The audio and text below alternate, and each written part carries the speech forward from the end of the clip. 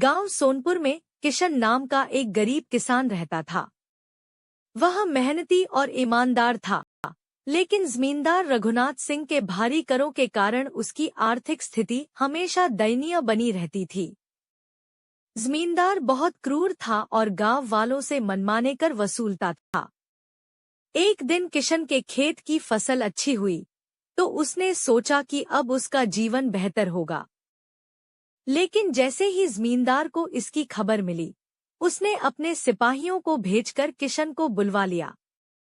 जमींदार ने कहा, किशन, तुम्हारी इस साल की फसल अच्छी हुई है, इसका मतलब तुम ज्यादा कर चुका सकते हो।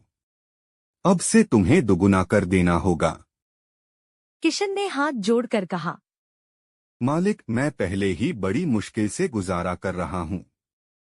अगर आप कर बढ़ाएंगे तो मेरा परिवार भूखा मर जाएगा। लेकिन जमींदार को दया नहीं आई।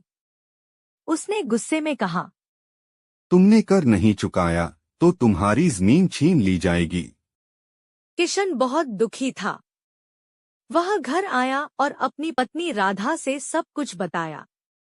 राधा ने कहा, हमें किसी तरह न्याय पाना होगा।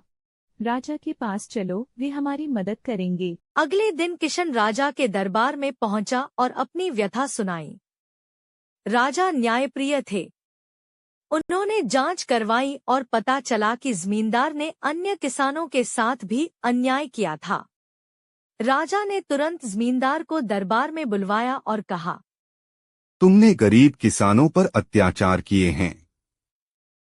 अब से तुम कोई भी कर मनमाने ढंग से नहीं वसूल सकते। राजा ने किशन और अन्य किसानों को उनकी जमीन के मालिकाना हक दिलवाए। बहुत खुश हुआ और अपने खेत में मेहनत करके एक खुशहाल जीवन बिताने लगा।